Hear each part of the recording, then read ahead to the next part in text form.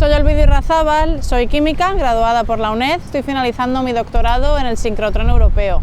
Investigo tecnologías para almacenar el hidrógeno y utilizarlo como vector energético. Anteriormente también estuve más de 7 años trabajando como Project Manager en industria y estudié diseño gráfico.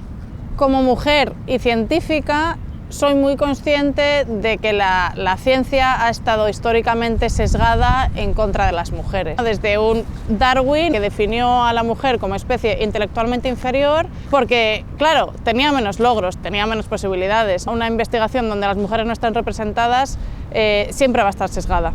Esto pasa pues desde el cine, donde no tiene sentido que un narrador masculino cuente la historia de una violación, hasta en la ciencia. Los campos de ginecología pues están muy atrasados, la investigación es muy pobre, yo lo vivo en mis propias carnes, tengo una enfermedad inflamatoria intestinal que veo claramente en mi cuerpo cómo está relacionada con muchos temas hormonales y demás, y me sorprendo cuando al ir a buscar artículos o investigaciones al respecto no encuentro nada. Enfermedades como la endometriosis o el síndrome de ovario poliquístico no están investigadas. Ahora se están empezando a hacer cosas pues bastante básicas cuando en otros campos estaría más evolucionado. Se está viendo incluso en la inteligencia artificial, los modelos están sesgados porque los entrenamientos que se utilizan, claro, están dictados por hombres, entonces se nota un sesgo en los resultados. No sé si personalmente he notado discriminación en un entorno científico y de tecnología.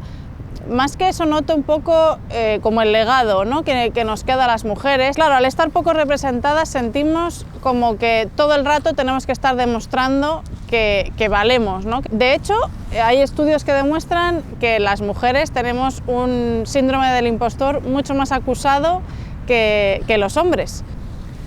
En mi experiencia como científica e investigadora sí que veo los avances que ha habido en los últimos años, sí que noto un cambio de mentalidad, noto más representación de niñas y de mujeres en la ciencia. Mi generación es una generación como de transición, diría, ¿no? Se nos ha criado como sin límites, pero sin referentes. Se nos ha dicho que podemos hacer todo, ¿no? Tenemos que estudiar, puede ser lo que tú quieras, pero no teníamos referentes. Ahora nosotras parece que queremos llegar a todo. Esas supermadres que saben cocinar, que tienen hijos y son las mejores madres, pero además trabajamos en ciencia y tecnología y somos las mejores en nuestro trabajo, las mejores jefas. Claro, no podemos llegar a todo. A ver, hay que poder permitirse, creo que ese sería el siguiente paso, ¿no? Permitirse dejar unas cosas de lado para poder priorizar, igual que lo han hecho siempre los hombres, y que no por eso seamos peores mujeres, ¿no? No por ser peores madres o llevar peor la casa. Eso es lo que creo que es el siguiente paso. Nuestra presencia es imprescindible, pero no podemos estar en todos sitios, claro. A día de hoy, las mujeres siguen estando muy poco representadas en campos de STEM, de ciencia y tecnología. Ocupamos el 28% e incluso menos aún en ingenierías, solo el 18% son mujeres. Con todo esto, lo que veo claro es que estamos en el camino del cambio, que cada vez somos más haciendo un mundo mejor y más inclusivo para nuestras hijas, y que aunque queda trabajo, vamos en la dirección correcta.